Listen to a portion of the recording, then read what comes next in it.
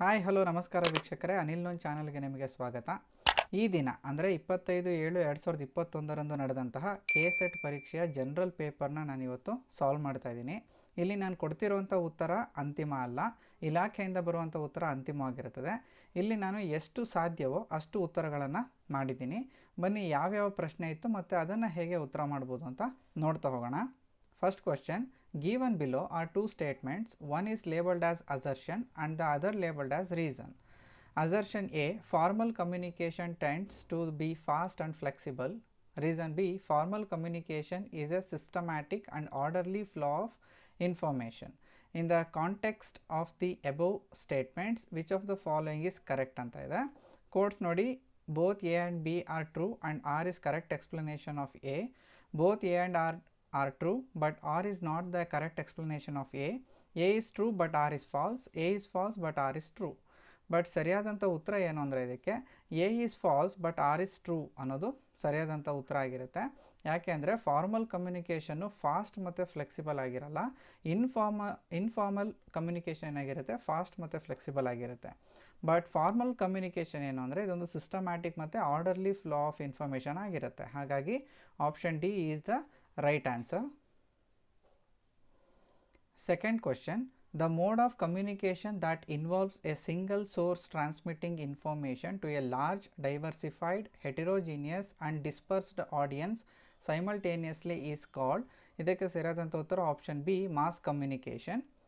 Third question, encoding or scrambling data for transmission across a network is known as. Option C, encryption ಅನ್ನೋದು ಇದಕ್ಕೆ ಸರಿಯಾದಂಥ ಉತ್ತರ. ನೀವು already ನೋಡಿರ್ಬೋದು ವಾಟ್ಸಪ್ನಲ್ಲಿ ಮೆಸೇಜ್ ಟು ಮೆಸೇಜ್ ಎನ್ಕ್ರಿಪ್ಷನ್ ಅಂತ ಕೊಟ್ಟಿರ್ತಾರೆ. ಸೊ ಹಾಗಾಗಿ ಆಪ್ಷನ್ ಸಿ ಅನ್ನೋದು ಇದಕ್ಕೆ ಸರಿಯಾದಂಥ ಉತ್ತರ ಆಗಿರುತ್ತೆ. Fourth question, ideological codes shape our collective ಅಂತ ಇದೆ. ಸರಿಯಾದಂಥ ಉತ್ತರ option A, perceptions. Fifth question, what is Twitter handle ಅಂತ ಇದೆ. So this is an user name. ನಾವು ಯೂಸರ್ ನೇಮ್ ಏನಿರುತ್ತೆ ಅದೇ ಟ್ವಿಟ್ಟರ್ ಹ್ಯಾಂಡಲ್ ಅಂತ ಕರಿತೀವಿ. ಸೊ ಹಾಗಾಗಿ ಆಪ್ಷನ್ ಡಿ ಇದಕ್ಕೆ ಸರಿಯಾದಂಥ ಉತ್ತರ. In a certain code language, shoot has been coded as 21, 10, 17, 17, 22. How will you code telly in the same code language ಅಂತ ಇದೆ. ಸೊ ಇದನ್ನು ನೀವು ಸಾಲ್ವ್ ಮಾಡಬೇಕು ಅಂದರೆ ನಿಮಗೆ ಗೊತ್ತಿರಬೇಕಾಗಿರೋ ವಿಷಯಗಳೇನೇನು ಅಂದರೆ, so A B C D E F G H I J alphabetical ಸೀರೀಸ್ನ ನಾನು ಬರೀತಾ ಇದ್ದೀನಿ. ಇದಕ್ಕೆ ನಂಬರಿಂಗ್ನ ಕೊಡಬೇಕಾಗತ್ತೆ. ಸೊ ನಂಬರ್ ಕೊಟ್ಟರೆ ಏನಾಗುತ್ತೆ, ಇದು 1 2 3 4 5 4 25 and 26. So these are all the numbers. C shoot ಅಂತ ಬರುತ್ತೆ, SHOOT. ಈ ಶೂಟಿಗೆ ಎಸ್ಸಿಗೆ ಏನಿದೆ ನೋಡಿ ಇಲ್ಲಿ, ಸೊ ಎಸ್ಸಿಗೆ 19 ಅಂತ ಇದೆ, ಬಟ್ ಇಲ್ಲಿರೋದು 21. ಸೊ ಇದಕ್ಕೆ ಏನು ಮಾಡಿದ್ದಾರೆ, 19 + 2 ಅಂದರೆ position of S in alphabetical ಆರ್ಡರಿಗೆ 2 ಆ್ಯಡ್ ಮಾಡಿದ್ದಾರೆ. ಅದೇ ಥರ ಹೆಚ್ಚಿಗೆ ನೋಡಿ 8 ಇದೆ, 8 + 2 ಅಂದ್ರೇನು 10 ಆಗುತ್ತೆ. ಹಾಗಾಗಿ ಸೊ ಇದು 8 + 2 ಆಗಿದೆ. ಅದೇ ಥರ ಓ ನೋಡಿ, ಓಗೆ 15 + 2 ಎಷ್ಟು, 17. ಹಾಗಾಗಿ ಇಲ್ಲಿ 17 ಇದೆ. ಅದೇ ಥರ ನೆಕ್ಸ್ಟ್ ಹೋಗು 17 ಬರುತ್ತೆ. ಟೀಗೆ ಏನಾಗುತ್ತೆ, ಇಲ್ಲಿ ಟಿ 20 ಇದೆ. ಸೊ ಟೀಗೆ 20 + 2 ದಟ್ ಈಸ್ 22 ಆಗುತ್ತೆ. ಹಾಗಾಗಿ 22 ಬರ್ತಾ ಇದೆ. Similarly we have to find ಟೆಲ್ಲಿಗೆ ನಾವು ಅದನ್ನು ಫೈಂಡ್ ಔಟ್ ಮಾಡಬೇಕಾಗುತ್ತೆ. TELLY ಬರ್ಕೋತೀನಿ. ಟೀಗೆ ಏನಿದೆ ಇಲ್ಲಿ ಆಲ್ರೆಡಿ 20 + 2 22 ಬರುತ್ತೆ. ಸೊ 22 ಅನ್ನೋದು ಫಸ್ಟ್ ಆಗಿರುತ್ತೆ. ಸೊ ಆಪ್ಷನ್ 1 ಏನಾಯಿತು, ಎಲಿಮಿನೇಟ್ ಆಗೋಯಿತು. ಈಗೆ ಅಂತ ಬಂದಾಗ ಈಗೆ 5 ಇದೆ, 5 + 2 ಎಷ್ಟು, 7. ಸೊ 7 ಎಲ್ಲಿದೆ ನೋಡಿ, 22 7. ಸೊ ಆಪ್ಷನ್ ಸಿ ಕೂಡ ಎಲಿಮಿನೇಟ್ ಆಯಿತು. ಬಿ ಮತ್ತು ಸಿ ಉಳ್ಕೊಂಡಿದೆ. ಎಲ್ಗೆ ಬಂದಾಗ ಎಲ್ ಎಷ್ಟನೇದು, 12. 12 + 2 ಎಷ್ಟು, 14 ಆಗುತ್ತೆ. ಸೊ ಹಾಗಾಗಿ 14 ಬರಬೇಕು. ಹಾಗಾಗಿ ಆಪ್ಷನ್ ಬಿನೂ ಎಲಿಮಿನೇಟ್ ಆಯಿತು. ಉಳಿದಿದ್ದು ಆಪ್ಷನ್ ಡಿ ಮಾತ್ರ. ಹಾಗಾಗಿ ಆಪ್ಷನ್ ಡಿ ಇದಕ್ಕೆ ಸರಿಯಾದಂಥ ಉತ್ತರ ಆಗಿರುತ್ತೆ. Seventh question, the flowers kept in the basket doubles in every 1 minute. If the basket gets completely full by flowers in 30 minutes, then in how many minutes 1/4 of the basket was filled with flowers ಅಂತ ಕೇಳಿದ್ದಾರೆ. ಇದನ್ನು solve ಮಾಡಬೇಕು ಅಂದರೆ ನಿಮಗೆ ಗೊತ್ತಿರಬೇಕು 30 ಮಿನಿಟ್ಸ್ನಲ್ಲಿ basket full ಆಗುತ್ತೆ ಅಂತ. So very simple, 30 ಮಿನಿಟ್ಸ್ನಲ್ಲಿ full ಆಗುತ್ತೆ ಅಂದರೆ ಅದರ ಹಿಂದಿನ 29 ಮಿನಿಟ್ಸಲ್ಲಿ ಏನಾಗಿರಬೇಕು, ಹಾಫ್ ಆಗಿರಬೇಕು. ಕರೆಕ್ಟಾ? ಫುಲ್ಲಿನ ಅರ್ಧದಷ್ಟಾಗುತ್ತೆ. ಇಲ್ಲಿ 29 ಮಿನಿಟ್ಸ್ಗಿಂತ ಡಬಲ್ ಆಗುತ್ತೆ ಅಂದರೆ ಹಾಫ್ ಡಬಲ್ ಏನಾಗುತ್ತೆ, ಫುಲ್ ಆಗುತ್ತೆ. ಅದೇ ಥರ ಫುಲ್ಲಿನ ಹಾಫ್ ಆಗುತ್ತೆ. ದೆನ್ 28th ಮಿನಿಟಲ್ಲಿ ಏನಾಗಿರುತ್ತೆ, ಹಾಫಿನ ಹಾಫ್ ಅಂದರೆ ಎಷ್ಟು, 1/4 ಆಗಿರುತ್ತೆ. ಅದ್ರೇನು 1/2/2 ಅಂತ, ಹಾಗಾಗಿ 1/4 ಆಗಿರುತ್ತೆ. ದೇರ್ಫೋರ್ 28th ಮಿನಿಟಿಗೆ ಏನಾಗಿರುತ್ತೆ, ಅದು 1/4 ಅಷ್ಟು ಫಿಲ್ ಆಗಿರುತ್ತೆ. ಹಾಗಾಗಿ ಆಪ್ಷನ್ ಸಿ ಇದಕ್ಕೆ ಸರಿಯಾದಂಥ ಉತ್ತರ ಆಗಿರುತ್ತೆ. 8th question, study the following when diagram and find the region representing persons who are educated and employed but not confirmed ಅಂತ ಕೇಳಿದ್ದಾರೆ. ಈ ಸರ್ಕಲಲ್ಲಿ ರೆಪ್ರೆಸೆಂಟ್ ಮಾಡ್ತಿರೋದೆಲ್ಲ ಎಜುಕೇಟೆಡು, ಈ ಸರ್ಕಲಲ್ಲಿ ರೆಪ್ರೆಸೆಂಟ್ ಮಾಡೋದೆಲ್ಲ ಎಂಪ್ಲಾಯ್ಡು, ಒಳಗಡೆ ಟ್ರಯಾಂಗಲ್ ಇದೆಯಲ್ಲ, ಈ ಟ್ರಯಾಂಗಲ್ಲು ಕನ್ಫರ್ಮ್ಡ್ ಎಂಪ್ಲಾಯ್ಡ್ ಆಗಿರ್ತಾರೆ. ಇಲ್ಲಿ ಕೇಳಿರೋದು ಎಜುಕೇಟೆಡ್ ಮತ್ತು ಎಂಪ್ಲಾಯ್ಡ್ ಆಗಿರಬೇಕು ಅಂತ. ಸೊ ಇಲ್ಲಿ ಎಜುಕೇಟೆಡಲ್ಲಿ ಎ ಅನ್ನೋನು ಜಸ್ಟ್ ಎಜುಕೇಟೆಡ್ ಆಗಿದ್ದಾನೆ, but he is not in this circle, ಹಾಗಾಗಿ ಇವನು ಎಂಪ್ಲಾಯ್ಡ್ ಆಗಿರೋಕ್ಕೆ ಸಾಧ್ಯ ಇಲ್ಲ, ಹಾಗಾಗಿ ಎ ಕನ್ಸಿಡರ್ ಮಾಡೋಕ್ಕಾಗಲ್ಲ. ಎಜುಕೇಟೆಡ್ ಆ್ಯಂಡ್ ಎಂಪ್ಲಾಯ್ಡಲ್ಲಿ ಬರೋದು ಯಾರ್ಯಾರು ಅಂದರೆ ಈ ಸರ್ಕಲ್ ಮತ್ತು ಈ ಸರ್ಕಲ್ ಮಧ್ಯೆ ಇದೆಯಲ್ಲ, ಬಿ, ಇ ಮತ್ತು ಡಿ, ಈ 3 ಜನ ಏನಾಗ್ತಾರೆ, ಎಜುಕೇಟೆಡ್ ಮತ್ತು ಎಂಪ್ಲಾಯ್ಡ್ ಆಗ್ತಾರೆ. ಅದರಲ್ಲಿ ಬಟ್ ನಾಟ್ ಕನ್ಫರ್ಮ್ಡ್ ಅಂತ ಕೇಳಿರೋದು. ಇದರಲ್ಲಿ ಇ ಏನಾಗಿದ್ದಾನೆ, ಕನ್ಫರ್ಮ್ ಆಗಿಬಿಟ್ಟಿದ್ದಾನೆ, ಬಿ ಮತ್ತು ಡಿ ಆಗಿಲ್ಲ, ಹಾಗಾಗಿ ಆಪ್ಷನ್ ಸಿ ಬಿ ಡಿ ಅನ್ನೋದು ರೈಟ್ ಆನ್ಸರ್ ಆಗಿರುತ್ತೆ. 9th question, in the given figure, circle P represents hard-working people, circle Q represents intelligent people, circle R represents truthful people, and circle S represents honest people. Which region represents the people who are intelligent, honest and truthful but not hard-working ಅಂತ ಕೇಳಿದ್ದಾರೆ. P hard-working peopleನ represent ಮಾಡುತ್ತೆ, Q intelligent peopleನ represent ಮಾಡುತ್ತೆ, R truthful peopleನ represent ಮಾಡುತ್ತೆ, S honest personsನ represent ಮಾಡುತ್ತೆ. ಈಗ ಇದರಲ್ಲಿ ಕೇಳಿರೋದೇನು ಅಂದರೆ people who are intelligent ಅಂದರೆ ಇಂಟೆಲಿಜೆಂಟ್ ಆಗೂ ಇರಬೇಕು. ಇಲ್ಲಿ 1, 11, 8, 7, 6, 2 ಇವರೆಲ್ಲ ಇಂಟೆಲಿಜೆಂಟ್ ಆಗಿದ್ದಾರೆ. ಹಾನೆಸ್ಟು ಆಗಿರಬೇಕು, ಇಂಟೆಲಿಜೆಂಟ್ ಜೊತೆಗೆ ಹಾನೆಸ್ಟ್ ಆಗಿರಬೇಕು ಅಂದರೆ 1 ಕ್ಯಾನ್ಸಲ್ ಆಗುತ್ತೆ. ಹಾನೆಸ್ಟ್ ಆಗಿರಬೇಕು ಇಂಟೆಲಿಜೆಂಟ್ ಜೊತೆಗೆ 11 ಕೂಡ ಕ್ಯಾನ್ಸಲ್ ಆಗುತ್ತೆ. ಸೊ ಹಾನೆಸ್ಟ್ ಆಗಿರೋದು ಯಾರ್ಯಾರು, 8 ಕೂಡ ಕ್ಯಾನ್ಸಲ್ ಆಗುತ್ತೆ. ಸೊ ಇಲ್ಲಿ ಉಳಿಯೋದು 3, 6, 7, 2, ಬಟ್ ಇಲ್ಲಿ 3 ಅನ್ನೋದು ಕೂಡ ಇಂಟೆಲಿಜೆಂಟ್ ಆಗಿರೋಲ್ಲ, ಅದು ಕೂಡ ಕ್ಯಾನ್ಸಲ್ ಆಗುತ್ತೆ. 7, 6, 2 ಮಾತ್ರ ಇಂಟೆಲಿಜೆಂಟ್ ಮತ್ತು ಹಾನೆಸ್ಟ್ ಆಗಿರುವಂಥದ್ದು. ಟ್ರುತ್ಫುಲ್ಲು ಆಗಿರಬೇಕಂತೆ. ಸೊ ಇಂಟೆಲಿಜೆಂಟ್, ಹಾನೆಸ್ಟ್ ಜೊತೆಗೆ ಟ್ರುತ್ಫುಲ್ ಆಗಿರಬೇಕು ಅಂದರೆ 2 ಟ್ರುತ್ಫುಲ್ ಆಗಿಲ್ಲ, ಹಾಗಾಗಿ ಹೊರಗಡೆ ಬರುತ್ತೆ. ಟ್ರುತ್ಫುಲ್ ಆಗಿರೋದು 7 ಮತ್ತು 6 ಆಗಿರ್ತಾರೆ, ಬಟ್ ನಾಟ್ ಹಾರ್ಡ್ ವರ್ಕಿಂಗ್. ಇಲ್ಲಿ ಹಾರ್ಡ್ ವರ್ಕಿಂಗಲ್ಲಿರೋದು 7, ಅದು ಕೂಡ ಎಲಿಮಿನೇಟ್ ಆಗುತ್ತೆ, ಉಳಿಯೋದು 6, ಹಾಗಾಗಿ ಆಪ್ಷನ್ ಎ 6 ಅನ್ನೋದು ರೈಟ್ ಆನ್ಸರ್ ಆಗಿರುತ್ತೆ. 10th question, if red is called air, air is called black, black is called sky, sky is called blue, blue is called wind and wind is called white, then what is the color of sky ಅಂತ ಕೇಳಿದ್ದಾರೆ. Colour of sky ಅಂದರೆ blue. ಆ ಬ್ಲೂನ ಏನಂತ ಕರೀತಾರೆ, ಇಲ್ಲಿ blue is called wind ಅಂತ ಹೇಳಿದ್ದಾರೆ, but ಆಪ್ಷನಲ್ಲಿ wind ಅನ್ನೋದು ಇಲ್ಲ, ಹಾಗಾಗಿ ನನಗೆ ಈ ಕ್ವಶನ್ ಡೌಟಲ್ಲಿದೆ. ನೆಕ್ಸ್ಟ್ ಕ್ವಶನ್ಗೆ ಹೋಗೋಣ. 11th question, given below are 2 statements, one is labeled as assertion and the other labeled as reason. Assertion A, the purpose of higher education is to promote critical and creative thinking abilities among students. Reason R, their abilities ensure job placements. In the context of the above statements, which of the following is correct ಅಂತ ಕೇಳಿದ್ದಾರೆ. ಇಲ್ಲಿ the purpose of higher education is to promote critical and creative thinking abilities among students is correct. Their abilities ensure job placement correct, ಆದರೆ ಈ ಅಸರ್ಷನ್ಗೆ ಇದು perfect reason ಅಲ್ಲ. So reason ಬರೀ job ಪ್ಲೇಸ್ಮೆಂಟ್ಸಿಗೋಸ್ಕರ ಕೂಡ ಇರೋದಿಲ್ಲ, ಇದು ಒಂದು ಕ್ರೈಟೀರಿಯಾ ಅಷ್ಟೇ. ಈ ಕ್ರಿಟಿಕಲ್ ಮತ್ತು ಕ್ರಿಯೇಟಿವ್ ಥಿಂಕಿಂಗ್ನ ಎಬಿಲಿಟಿನ ಬೆಳೆಸ್ಕೊಂಡ್ರೆ ಜಾಬ್ ಪ್ಲೇಸ್ಮೆಂಟ್ಸಿಗೆ ಅದೊಂದು ಎನ್ಶೂರ್ ಎಬಿಲಿಟಿ ಆಗುತ್ತೆ ಅಷ್ಟೇ. ಬಟ್ ಹೈಯರ್ ಎಜುಕೇಷನ್ನ ಮಾಡಿರೋದೇ ಜಾಬ್ ಪ್ಲೇಸ್ಮೆಂಟ್ಸಿಗೋಸ್ಕರ ಅನ್ನೋದು ರೀಸನ್ ಆಗೋದಿಲ್ಲ. ಹಾಗಾಗಿ option B both A and R true, but R is not the correct explanation of A ಅನ್ನೋದು ಇದಕ್ಕೆ ಸರಿಯಾದಂಥ ಉತ್ತರ ಆಗುತ್ತೆ. 12th question, the best way for providing value education is through ಅಂತ ಇದೆ.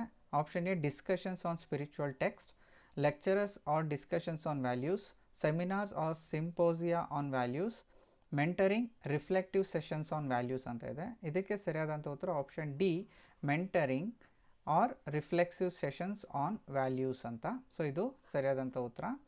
13th question, which of the following is not a silent feature of NEP 2020?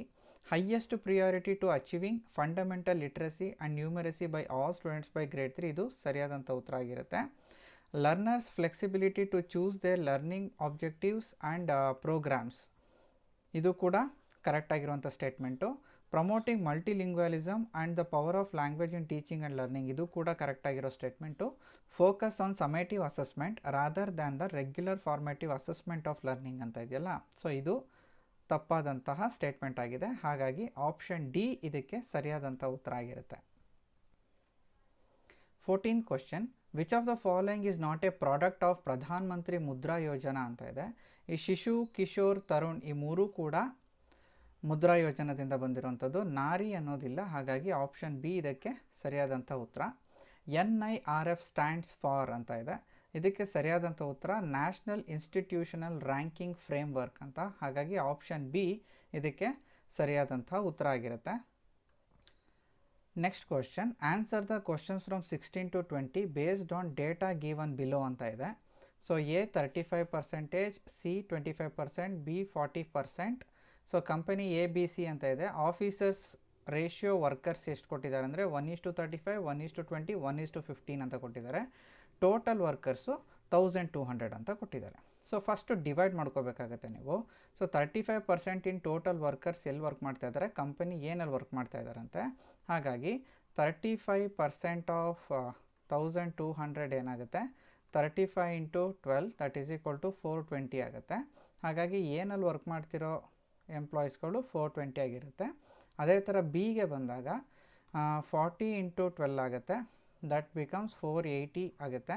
So ಇಲ್ಲಿ 480 people's work ಮಾಡ್ತಾ ಇದ್ದಾರೆ. ಅದೇ ಥರ ಸಿಗೆ ಬಂದರೆ 25 × 12 that is equal to 300 people ಆಗುತ್ತೆ. ಸೊ ಹಾಗಾಗಿ ಇಲ್ಲಿ 300 ಪೀಪಲ್ ವರ್ಕ್ ಮಾಡ್ತಾ ಇದ್ದಾರೆ. ಅದೇ ಥರ ಇಲ್ಲಿ ಆಫೀಸರ್ಸ್ ಮತ್ತು ವರ್ಕರ್ಸ್ ರೇಷಿಯೋ ಕೊಟ್ಟಿದ್ದಾರೆ. ಆ ರೇಷಿಯೋ ಪ್ರಕಾರ ಎಷ್ಟೆಷ್ಟು ಜನ ವರ್ಕ್ ಮಾಡ್ತಿದ್ದಾರೆ ಅಂತ ಕಂಡುಹಿಡ್ಕೋಬೇಕಾಗತ್ತೆ. 1:35 ಅಂದರೆ 420 ಡಿವೈಡೆಡ್ ಬೈ 36 × 1 ಮಾಡಿದ್ರೆ ಟೋಟಲ್ ಆಫೀಸರ್ಸ್ ಸಿಗ್ತಾರೆ ನಮಗೆ. So 4 9s are 36, 4 1s are 4, 4 0 and 4 5s are 20 and 3 3s are 9, 3 3s are 9, 3 5s are 15. That is 35/3 ಬರುತ್ತೆ. 35/3 ಮಾಡಿದ್ರೆ ನಮ್ಗೆ ಏನು ಬರುತ್ತೆ, 11.66 ಬರುತ್ತೆ. ಸೊ ಆಫೀಸರ್ಸ್ ಎಷ್ಟು ವರ್ಕ್ ಮಾಡ್ತಾರೆ ಅಂದರೆ 11.66. ಇದನ್ನು ಅಪ್ರಾಕ್ಸಿಮೇಟ್ ಆಗಿ ನಾನು 11.5 ಅಂತ ತಗೋತೀನಿ, ಅಥವಾ ನೀವು 12 ಅಂತ ಕೂಡ ಕನ್ಸಿಡರ್ ಮಾಡ್ಕೋಬೋದು. ವರ್ಕರ್ಸ್ ಎಷ್ಟಾಗ್ತಾರೆ ಅವಾಗ 420ನಲ್ಲಿ 11.5ನ ನೀವು ಮೈನಸ್ ಮಾಡಬೇಕಾಗತ್ತೆ. ಅವಾಗ ಎಷ್ಟು ಬರುತ್ತೆ ನಿಮಗೆ, 409.4 ಬರುತ್ತೆ. 409.4 ಬರುತ್ತೆ. ಅದೇ ರೀತಿ ನೀವು ಪ್ರತಿಯೊಂದು ರೇಷಿಯೋಗಳನ್ನ ನೀವು ಕ್ಯಾಲ್ಕುಲೇಟ್ ಮಾಡಬೇಕು. ಕ್ಯಾಲ್ಕುಲೇಟ್ ಮಾಡಿದಾಗ ಏನು ಬರುತ್ತೆ ಅಂತ ನಾನಿಲ್ಲಿ ಡೈರೆಕ್ಟಾಗಿ ಬರೀತೀನಿ. ಈ ರೀತಿ ನಮಗೆ ಡೇಟಾ ಸಿಗುತ್ತೆ. ಈ ಡೇಟಾನ ಯೂಸ್ ಮಾಡಿಕೊಂಡು ಕೆಳಗಡೆ ಕೊಟ್ಟಿರೋ ಕ್ವಶನ್ಸ್ಗಳನ್ನ ಸಾಲ್ವ್ ಮಾಡಬೇಕು. Find the ratio between total number of workers in company A and company B to total number of officers in company A and company B ಅಂತ ಇದೆ. ಸೊ ಕಂಪನಿ ಎ ಮತ್ತು ಕಂಪನಿ ಬಿಯ total workers ಯಾರ್ಯಾರು ಅಂತ ನೀವು ಬರ್ಕೋಬೇಕಾಗುತ್ತೆ. That is 409.4 plus 457.2 divided by 11.6 plus 22.8. ಇದನ್ನು ನೀವು ಆ್ಯಡ್ ಮಾಡಿ ಡಿವೈಡ್ ಮಾಡಿದ್ರೆ ಆಲ್ಮೋಸ್ಟ್ ನಿಯರ್ಲಿ ಈಕ್ವಲ್ ಟು 25:1 ಬರುತ್ತೆ. ದಟ್ ಈಸ್ ಆಪ್ಷನ್ ಎ 25:1 ಅನ್ನೋದು ಸರಿಯಾದಂಥ ಉತ್ತರ ಆಗಿರುತ್ತೆ. ಅದೇ ಥರ 17th question, total number of employees in company B exceeds the total number of employees in company C by ಅಂತ ಇದೆ. ಕಂಪನಿ ಬಿನಲ್ಲಿ 480 ಪೀಪಲ್ಸ್ ವರ್ಕ್ ಮಾಡ್ತಾ ಇರ್ತಾರೆ, ಮೈನಸ್ ಕಂಪನಿ ಸಿನಲ್ಲಿ 300 ವರ್ಕ್ ಮಾಡ್ತಾ ಇದ್ದಾರೆ. ಸೊ ಇವೆರಡನ್ನ ಡಿಫ್ರೆನ್ಸ್ ತೆಗೆದ್ರೆ ಏನು ಬರುತ್ತೆ ನಿಮಗೆ, 180 ಬರುತ್ತೆ. ಹಾಗಾಗಿ ಆಪ್ಷನ್ ಬಿ 180 ಅನ್ನೋದು ಇದಕ್ಕೆ ಸರಿಯಾದಂಥ ಉತ್ತರ ಆಗಿರುತ್ತೆ. 18th question, what is the total number of officers in the 3 companies ಅಂತ ಕೇಳಿದ್ದಾರೆ. ಸೊ ಫಸ್ಟ್ ಕಂಪನಿ 11.6, 22.8, 18.75 ಮೂರನ್ನು ಆ್ಯಡ್ ಮಾಡಿದ್ರೆ ನಿಯರ್ಲಿ ಈಕ್ವಲ್ ಟು 56 ಬರುತ್ತೆ. ಹಾಗಾಗಿ ಆಪ್ಷನ್ ಎ 56 ಅನ್ನೋದು ಸರಿಯಾದಂಥ ಉತ್ತರ ಆಗಿರುತ್ತೆ. 19th question, the difference between the total number of employees in company A and company C is ಅಂತ ಕೊಟ್ಟಿದ್ದಾರೆ. ಕಂಪನಿ ಎನಲ್ಲಿ 420, ಕಂಪನಿ ಸಿನಲ್ಲಿ 300. ಇದನ್ನು ಸಬ್ಟ್ರಾಕ್ಟ್ ಮಾಡಿದ್ರೆ ನಮಗೆ 120 ಬರುತ್ತೆ. ಬಟ್ ಇಲ್ಲಿ 120 ಆಪ್ಷನಲ್ಲಿ ಕೊಟ್ಟಿಲ್ಲ, ಬಟ್ ಆಪ್ಷನ್ ಎ ತುಂಬ ನಿಯರ್ ಆಗಿದೆ. ಹಾಗಾಗಿ ಆಪ್ಷನ್ ಎ ಇದಕ್ಕೆ ಸರಿಯಾದಂಥ ಉತ್ತರ ಇರಬಹುದು. Next 20th question, the difference in the number of officers in company B and company C is ಅಂತ ಕೇಳಿದ್ದಾರೆ. ಕಂಪನಿ ಬಿನಲ್ಲಿ 22.8, ಕಂಪನಿ ಸಿನಲ್ಲಿ 18.75 ಇದ್ದಾರೆ. ಇವೆರಡರ ಡಿಫ್ರೆನ್ಸ್ ಏನಾಗುತ್ತೆ, ಆಲ್ಮೋಸ್ಟ್ ನಿಯರ್ಲಿ ಈಕ್ವಲ್ ಟು 4 ಆಗಿರುತ್ತೆ. ಹಾಗಾಗಿ ಆಪ್ಷನ್ ಎ ಇದಕ್ಕೆ ಸರಿಯಾದಂಥ ಉತ್ತರ ಆಗಿರುತ್ತೆ. 21st question, which sequence of research steps is logical in the list given below ಅಂತ ಇದೆ. Option A problem formulation, data analysis, development of research design, hypothesis formulation, collection of data, arriving at generalisation and conclusions ಅಂತ ಇದೆ. So ಇದು correct ಆಗಿರುವಂತಹ ಒಂದು sequence ಆಗಿರುತ್ತೆ. ಹಾಗಾಗಿ option A ಇದಕ್ಕೆ ಸರಿಯಾದಂಥ ಉತ್ತರ ಆಗಿರುತ್ತೆ. 22nd question, what is netnography ಅಂತ ಕೇಳಿದ್ದಾರೆ. Digital investigation, market research of netizens, social media research, D online ethnography research ಅಂತ ಇದೆ. ಇದಕ್ಕೆ ಸರಿಯಾದಂಥ ಉತ್ತರ option D online ethnography research. 23rd question, which one of these books is authored by Fred N Kerlinger ಅಂತ ಕೇಳಿದ್ದಾರೆ. Option A foundations of behavioural research, methods in social research, scientific social surveys and research, sociological research method ಅಂತ. ಸರಿಯಾದಂಥ ಉತ್ತರ option A foundations of behavioural research ಅಂತ ಅವರು ಬರೆದಂತಹ book ಆಗಿರುತ್ತೆ. A ನಲ್ ಹೈಪೋಥೆಸಿಸ್ ಈಸ್ ಅಂತ ಕೇಳಿದ್ದಾರೆ. ಸರಿಯಾದಂಥ ಉತ್ತರ option B hypothesis that assigns value of 0 to the variable. ಇದು ಸರಿಯಾದಂಥ ಉತ್ತರ ಆಗಿರುತ್ತೆ. 25th question, when a research problem is related to heterogeneous population, which of the following is the most suitable sampling method ಅಂತ ಕೇಳಿದ್ದಾರೆ. ಸರಿಯಾದಂಥ ಉತ್ತರ option B stratified sampling ಅಂತ. So option B ಇದಕ್ಕೆ ಸರಿಯಾದಂಥ ಉತ್ತರ ಆಗಿರುತ್ತೆ. 26th question, an unsolicited email message sent to many recipients at once is a ಅಂತ ಕೇಳಿದ್ದಾರೆ. ಆಪ್ಷನ್ ಡಿ ಸ್ಪ್ಯಾಮ್ ಇದಕ್ಕೆ ಸರಿಯಾದಂಥ ಉತ್ತರ. ನೀವು ಜಿಮೇಲಲ್ಲಿ ಇನ್ಬಾಕ್ಸ್ ನೋಡಿರ್ಬೋದು ಸ್ಪ್ಯಾಮ್ ಮೆಸೇಜಸ್ ಅಂತ. ಸೊ ಅದು ಈ ರೀತಿಯ ಮೆಸೇಜ್ಗಳಾಗಿರುತ್ತೆ. What is the difference between Signal and Telegram ಅಂತ. ಸೊ ಈ ಕ್ವಶನ್ ಕೂಡ ನನಗೆ ಕನ್ಫ್ಯೂಷನ್ ಆಯಿತು. ಯಾಕೆ ಅಂದರೆ ಇಲ್ಲಿ ಡಿಫರೆನ್ಸ್ ಕೇಳಿರೋದು. Signal is a fully open source ಅನ್ನೋದು ಸರಿಯಾಗಿದೆ. Telegram is also fully open source. ಇದರಲ್ಲಿ ಏನು ಡಿಫರೆನ್ಸ್ ಕಂಡುಹಿಡಿಯೋಕ್ಕಾಗಲ್ಲ. Signal collects data along with phone number ಅಂತ ಕೊಟ್ಟಿದ್ದಾರೆ. ಬಟ್ ಸಿಗ್ನಲ್ ಕಲೆಕ್ಟ್ಸ್ ಡೇಟಾ ಅನ್ನೋದು ಅದು ಕಲೆಕ್ಟ್ ಮಾಡೋದಿಲ್ಲ. Telegram data not link to phone number, but Telegram data phone ನಂಬರ್ಗೆ ಲಿಂಕ್ ಆಗಿರುತ್ತೆ. ಹಾಗಾಗಿ ಇದರಲ್ಲಿ ಆಪ್ಷನ್ ಎ ಬಿ ಸಿ ಡಿನಲ್ಲಿ ಯಾವುದು ನನಗೆ ಪರ್ಫೆಕ್ಟಾಗಿ ಡಿಫ್ರೆನ್ಸ್ ಅಂತ ಅನ್ನಿಸ್ತಾ ಇಲ್ಲ. ಹಾಗಾಗಿ ಇದು ನನಗೆ ಡೌಟಲ್ಲಿದೆ. ನೆಕ್ಸ್ಟ್ ಕ್ವಶನ್ಗೆ ಹೋಗೋಣ. 28th question, which is the largest T V experiment of India ಅಂತ. ಅದು SITE ಅಂತ ಹೇಳ್ತೀವಿ. ಸ್ಯಾಟಲೈಟ್ ಇನ್ಸ್ಟ್ರಕ್ಷನಲ್ ಟೆಲಿವಿಷನ್ ಎಕ್ಸ್ಪೆರಿಮೆಂಟ್ ಅಂತ. ಇದನ್ನು 1st August 1975ನಲ್ಲಿ ಮಾಡ್ತಾರೆ. 29th question, the National Informatics Center launched an instant messaging platform app on the lines of WhatsApp in February 2021. Identify the app ಅಂತ. ಸರಿಯಾದಂಥ ಉತ್ತರ ಆಪ್ಷನ್ ಎ ಸಂದೇಶ್ ಅಂತ. 30th question, what is dashboard ಅಂತ.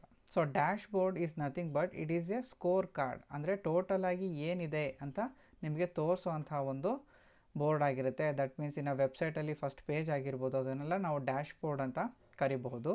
So ಹಾಗಾಗಿ it is a score card ಅನ್ನೋದು ಸರಿಯಾದಂಥ ಉತ್ತರ ಆಗಿರುತ್ತೆ. Next question, read the passage given below and answer the questions from 31 to 35 based on your understanding of the passage ಅಂತ ಕೊಟ್ಟಿದ್ದಾರೆ. ಇದಕ್ಕೆ ಸೊಲ್ಯೂಷನ್ಗಳು ಏನೇನು ಅಂತ ನೋಡೋಣ. So 31st question, which is the most appropriate title for the above passage ಅಂತ ಕೇಳಿದ್ದಾರೆ. ಈ passage completely based on me too. So me too ಇಂದ ಇದು ಸ್ಟಾರ್ಟ್ ಆಗಿರುವಂಥದ್ದು. ಮೀ ಟು ಅನ್ನೊಂದು ಹ್ಯಾಶ್ಟ್ಯಾಗಿಂದ ನಡೆದಂತಹ ಟ್ವೀಟಿಂದ ಏನಾಗುತ್ತೆ, ಕೋರ್ಟ್ ಕೇಸನ್ನು ನಡೆಸುತ್ತೆ. ಹಾಗಾಗಿ ಆಪ್ಷನ್ ಡಿ ಇದಕ್ಕೆ ಸರಿಯಾದಂಥ ಉತ್ತರ. 32nd question, what does the passage say about women's rights to air their grievances ಅಂತ ಕೇಳಿದ್ದಾರೆ. Option B women can use social media platform. 33rd question, what did the court say about sexual harassment at workplaces prevention prohibition and redressal act ಅಂತ ಹೇಳಿದ್ದಾರೆ. So ಇದಕ್ಕೆ ಸರಿಯಾದಂಥ ಉತ್ತರ option C, it has criminalised sexual harassment at workplace. 34th question, what is the essence of judgment ಅಂತ ಹೇಳಿದ್ದಾರೆ. ಇದಕ್ಕೆ ಸರಿಯಾದಂಥ ಉತ್ತರ criminal defamation case doesn't curtail women's right to complain ಅಂತ. ಸೊ ಇದು ಆಪ್ಷನ್ ಎ ಆಗಿರುತ್ತೆ. 35th question, which of the following did not find any mention in the verdict as per the passage ಅಂತ ಇದೆ. ಸರಿಯಾದಂಥ ಉತ್ತರ option D, reputation of the abuser cannot be protected at the cost of life and dignity of women ಅಂತ. So ಇದನ್ನು mention ಮಾಡಿಲ್ಲ. So 36th question, what refers to loss of biodiversity? ಇದಕ್ಕೆ ಸರಿಯಾದಂಥ ಉತ್ತರ option C, decline in variety of living species. So ಇದು ಸರಿಯಾದಂಥ ಉತ್ತರ ಆಗಿರುತ್ತೆ. 37th question, according to WHO, which is the virus that causes COVID-19? ಇದಕ್ಕೆ ಸರಿಯಾದಂಥ ಉತ್ತರ ಆಪ್ಷನ್ ಸಿ, SARS-CoV-2 ಅಂತ. 38th question, which of these is India's manufactured COVID vaccine? That is option D, Covaxin ಅನ್ನೋದು ಸರಿಯಾದಂಥ ಉತ್ತರ. 39th question, SDG sustainable development goal have specific targets to be achieved by ಅಂತ ಇದೆ. Option C, 2030 ಇದಕ್ಕೆ ಸರಿಯಾದಂಥ ಉತ್ತರ. 40th question, given below are two statements. One is labeled as assertion and the other labeled as reason. Assertion A, vaccines prevent and save many lives from life-threatening diseases ಅಂತ ಇದೆ.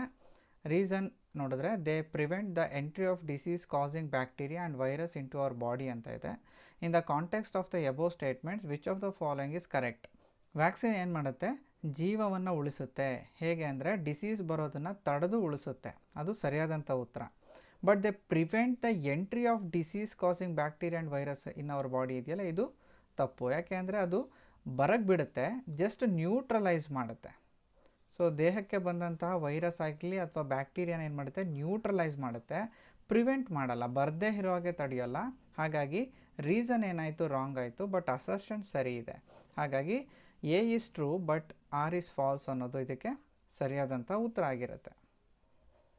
41st question, select the alternative which consist of positive factors contributing to effectiveness of teaching ಅಂತ ಇದೆ. Teachers knowledge of the subject, this will be the essential. ಇದು must and should ಇರಲೇಬೇಕಾಗುತ್ತೆ. ಆಪ್ಷನಲ್ಲಿ ನೋಡಿದ್ರೆ BCD ಅಂತ ಇದೆ. ಸೊ ಹಾಗಾಗಿ ಆಪ್ಷನ್ ಎ ಇರೋಕ್ಕೆ ಸಾಧ್ಯ ಇಲ್ಲ ಆ್ಯಂಡ್ ಆಪ್ಷನ್ ಬಿ ಕೂಡ ಆಗೋಕ್ಕೆ ಸಾಧ್ಯ ಇಲ್ಲ. ಸಿ ಮತ್ತು ಡಿ ಒಳಗಾಗಬೇಕು. ಸೊ ಎ ಆದಮೇಲೆ ನೆಕ್ಸ್ಟ್ ಇಲ್ಲಿ ಡಿ ಕೊಟ್ಟಿದ್ದಾರೆ. ಸೊ ಡಿ ಅಂದರೆ ಯಾವುದು? Teachers ability of pleasing the student ಅಂತ ಇದೆ. ಸೊ ಇದರ ಅವಶ್ಯಕತೆ ಇಲ್ಲ ನಮಗೆ, ಹಾಗಾಗಿ ಡಿ ಕೂಡ ಆಗೋದಿಲ್ಲ. ಹಾಗಾಗಿ ಆಪ್ಷನ್ ಡಿ ಇದಕ್ಕೆ ಸರಿಯಾದಂಥ ಉತ್ತರ ಆಗಿರುತ್ತೆ. ಯಾವುದೆಲ್ಲ ಕಾಂಟ್ರಿಬ್ಯೂಟ್ ಮಾಡುತ್ತೆ ಅಂದರೆ teachers knowledge of the subject is very very important, communication skills of the teacher is very very important, and F, teachers competence in managing and monitoring class room transactions. So ಈ ಒಂದು ಪಾಯಿಂಟಲ್ಲಿ ಪ್ಲೀಸಿಂಗು ಬಂದುಬಿಡುತ್ತೆ ಮತ್ತು teachers personal contact with students ಕೂಡ ಬಂದುಬಿಡುತ್ತೆ. ಹಾಗಾಗಿ A, C, F, option D ಅನ್ನೋದು ಇದಕ್ಕೆ ಸರಿಯಾದಂಥ ಉತ್ತರ ಆಗಿರುತ್ತೆ. 42nd question, unit test, class test and assignment test R essential components of ಅಂತ ಇದೆ. ಇದು ಕಂಟಿನ್ಯೂಸ್ ಇವ್ಯಾಲ್ಯೂಯೇಷನನ್ನು ಕಾಂಪೊನೆಂಟ್ಸ್ ಆಗಿರುತ್ತೆ. ಹಾಗಾಗಿ ಆಪ್ಷನ್ ಸಿ ಇದಕ್ಕೆ ಸರಿಯಾದಂಥ ಉತ್ತರ. 43rd question, which branch of philosophy deals with knowledge, its structure, method and validity? So ಇದಕ್ಕೆ ಸರಿಯಾದಂಥ ಉತ್ತರ option C, epistemology. So this will be the correct answer. 44th question, which of the following is the highest level of cognitive ability ಅಂತ ಇದೆ. So according to Bloom's taxonomy, so he says the evaluating is the highest level of cognitive ability ಅಂತ ಹೇಳ್ತಾರೆ. ಹಾಗಾಗಿ option D, evaluating ಇದಕ್ಕೆ ಸರಿಯಾದಂಥ ಉತ್ತರ. 45th question, class room teaching is A type of ಅಂತ ಇದೆ. ಸೊ ಇದು one way delivery of information ಕೂಡ ಪಾಸಿಬಿಲಿಟಿ ಇದೆ, ಆರ್ ಡಿಸ್ಕೋರ್ಸ್ ಅನ್ನೋದು ಎಕ್ಸಾಕ್ಟ್ ಆಗುತ್ತೆ. ಯಾಕೆಂದರೆ ಕ್ಲಾಸ್ ರೂಮ್ ಟೀಚಿಂಗಲ್ಲಿ ಸಂಭಾಷಣೆ ತುಂಬ ನಡೆಯೋದ್ರಿಂದ ಇದು ಡಿಸ್ಕೋರ್ಸ್ ಅನ್ನೋದು ಆನ್ಸರ್ ಆಗೋ ಚಾನ್ಸಸ್ ಜಾಸ್ತಿ ಇರುತ್ತೆ. ಸೊ ಇದರಲ್ಲಿ ಎ ಆರ್ ಡಿ ಸ್ವಲ್ಪ ಕನ್ಫ್ಯೂಷನಲ್ಲಿದೆ, ಯಾವ್ದು ಬರುತ್ತೆ ನೋಡೋಣ. 46th question, there are 20 people working in an office. The first group of 5 workers work during 8 AM to 2 PM. So first group ಅವ್ರು ಯಾವಾಗ ವರ್ಕ್ ಮಾಡ್ತಾರೆ? 8 AM to 2 PM ವರ್ಕ್ ಮಾಡ್ತಾರೆ. The second group of 10 workers work during, second group ಯಾವಾಗ work ಮಾಡ್ತಾರೆ? 10 AM to 4 PM ತನಕ ಮಾಡ್ತಾರೆ. And the third group of 5 workers work during 12 noon to 6 PM. 12 noon ಅಂದರೆ PM to 6 PM ಅಂತ ಕೊಟ್ಟಿದ್ದಾರೆ. There are 5 computers in the office which all the employees frequently use. During which of the following hours the computers are likely to be used most ಅಂತ ಪ್ರಶ್ನೆಯನ್ನು ಕೇಳಿದ್ದಾರೆ. ಇದಕ್ಕೆ ನೀವು answer ಮಾಡಬೇಕು ಅಂದರೆ ನೋಡಿ 8 AM to 2 PM ತನಕ ಫಸ್ಟ್ ಅವ್ರು ಯೂಸ್ ಮಾಡ್ತಾ ಇರ್ತಾರೆ. ಅದ ನಂತರ ಸೆಕೆಂಡ್ ಅವ್ರು ಬರ್ತಾರೆ ನೋಡಿ 10 AM to 4 PM ತನಕ ಬರ್ತಾರೆ. ಅಲ್ಲಿಗೆ 8 to 2 ವರ್ಕ್ ಮಾಡಬೇಕು, 10 to 4 ಕೂಡ ವರ್ಕ್ ಆಗ್ತಾ ಇರುತ್ತೆ. ಅಲ್ಲಿಗೆ 8 to 10 ಅಂತೂ 100% ಸಾಧ್ಯ ಇಲ್ಲ. 8ಇಂದ 10 ತನಕ ವರ್ಕ್ ಆಗಲ್ಲ. 10 o'clock ಮೇಲೆ ಆಗಬೇಕು. ಅದ್ರ ಮೇಲೆ 12 PMಗೆ ಇನ್ನೊಂದು ಬ್ಯಾಚ್ ಬರುತ್ತೆ. ಅವರು 12ಇಂದ 6 ತನಕ ವರ್ಕ್ ಮಾಡ್ತಾರೆ.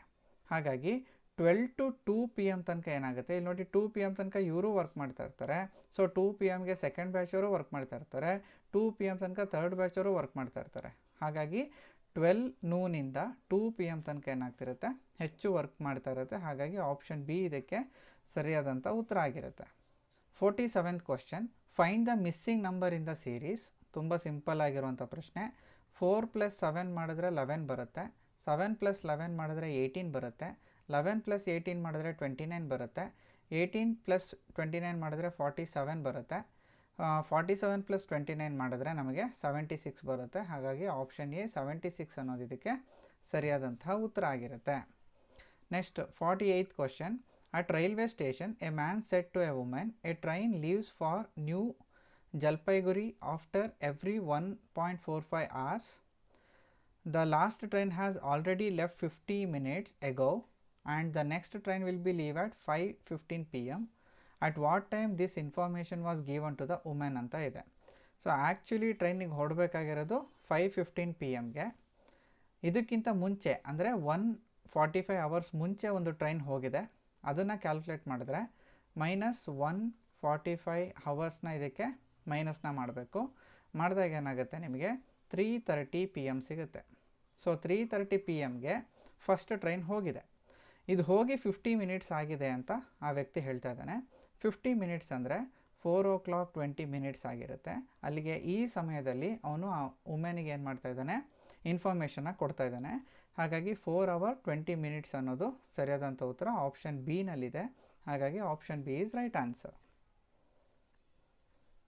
49th question, if it is possible to make the meaningful word from the first, second, fourth and fifth letters of the word FALSEHOOD.